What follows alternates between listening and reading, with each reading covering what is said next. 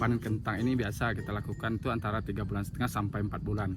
Jadi kalau kentang sudah masa 3 bulan lebih itu bisa dikatakan kentang itu tidak akan.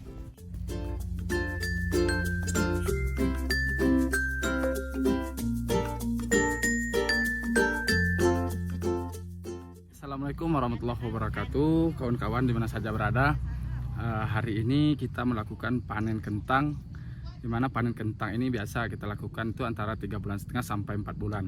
Jadi kalau kentang sudah masa 3 bulan lebih itu bisa dikatakan kentang itu tidak akan lecet lagi. Nah, ini umur kentang ini sudah masuk hampir 4 bulan ya, hampir 4 bulan. Namun alhamdulillah ya, ini biasa ya, ini akan saya review untuk lahannya. Lahannya ini biasa nih terjadi layu karena ini seluruh air ini tergenangnya di sini biasanya ya. Alhamdulillah ini dengan teknis dan cara yang kita lakukan serta pembuatan bedengan kemudian drainase, alhamdulillah tanaman kentang kita bisa dikatakan 97% aman dari busuk dari akibat dari layu tersebut. Nah, ada beberapa hal yang kawan-kawan mesti harus lakukan untuk menanggulangi hal ini. Yang pertama itu tentu kita harus membuat bedengan yang cukup baik ya untuk mengendalikan dari genangan air tersebut, kemudian drainasenya. Nah, karena ini lahannya biasa layu fusarium maupun layu bakteri sering terjadi di sini. Ini bekas tanaman cabai itu hampir di sini habis ya, habis untuk lahan cabai kemarin itu sebelum ini ya. Ini karena sebelum ini bukan kita yang nanam, jadi kita belum perbaiki masalah tanahnya, masalah pertumbuhannya. Nah, untuk masalah pengolahan tanah atau pertumbuhan atau penyubur tanah ini, yang pertama yang saya gunakan kemarin ini tentulah ya, kita berikan kapur dolomit, kemudian setelah kita tabur kapur kemarin kita buat bedengan sesuai dengan ukuran bedengan yang kita tanam ini ya. Kemudian sebelum tutup mulsa itu kita gunakan yang namanya smart humus. Jadi smart humus ini kita gunakan untuk penyemprotan ini saya habiskan 1 liter. Jadi 4 tangki ya. Jadi karena lahannya ini sudah kritis masalah kurang subur dan sering terjadi layu, maka kita berikan humus murni yaitu smart humus ini dengan dosis ini 4 tangki itu 1 liter smart humus ini ya. Nah, ini cari kalau untuk smart humus dan smart grow ini cari yang ada barcode dan QR-nya yang ada di belakang ini ya. Jadi untuk memberikan seperti itu. Nah, selanjutnya itu setelah dia tumbuh di umur 20 hari setelah tanam, juga kita tetap berikan smart humus untuk pengecoran pertama, pengecoran dengan kita tambahkan NPK sebanyak 5 kilo. Terserah NPK-nya bisa mutiara, bisa yara, bisa loying ya, terserah. Jadi yang saya gunakan kemarin itu loying ya, loying.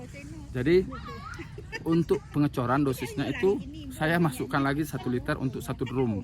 Nah, tujuannya untuk menyehatkan akar, kemudian pertumbuhan akar ini berjalan normal, dan alhamdulillah ya untuk buahnya ini atau umbi dari kentang ini lumayan bagus, alhamdulillah.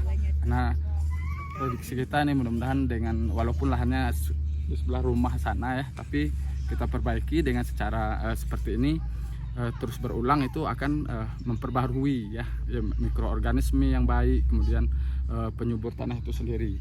Nah, itu untuk pengecoran saya masukkan ini ya tadi 1 liter juga untuk 1 drum. Kemudian kita tambahkan NPK 5 kilo, kita kocorkan per tanaman itu kira-kira itu 100 mili yang setelah dicampur. Nah, ini untuk pengolahan tanah dan penyehatan akar sudah kita sampaikan. Dan kita akan review juga untuk fase pertumbuhan. Fase pertumbuhan itu ada saya tambahkan namanya Smart Grow dan Smart Tunas.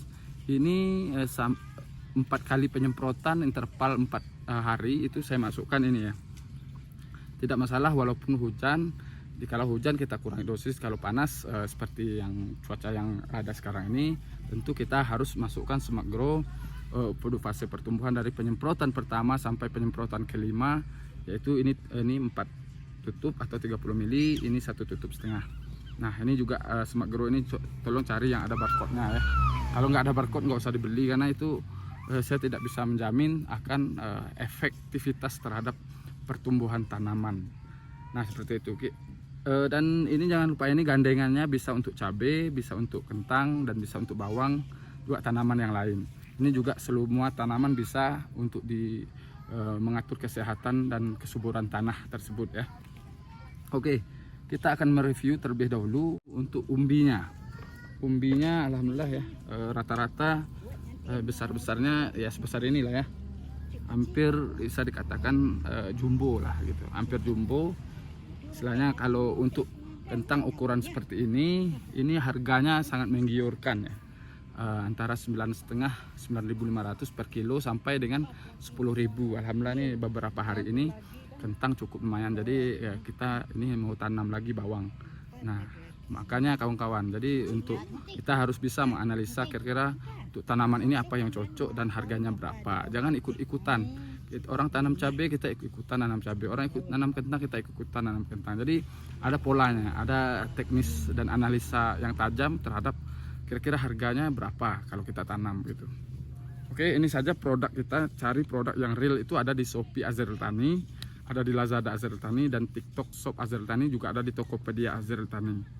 Jadi real produk kita itu yang ada lisensi Azril Tani atau nama tokonya itu Azril Tani ya. Atau boleh kunjungi di toko kita yang ada di Kayu Aro ini bagi kawan-kawan yang berada di Kayu Aro. Oke, ini ya, umbinya lumayan bagus, luar biasa. Ini produk yang kita gunakan, walaupun ada produk fungisida dan insektisida, itu mungkin kawan-kawan sudah tahu lah semuanya ya. Jadi untuk nutrisi inilah yang olah tanah, apalagi penyakit yang sering terjadi ini adalah penyakit layu fusarium atau layu bakteri. Oke, terima kasih.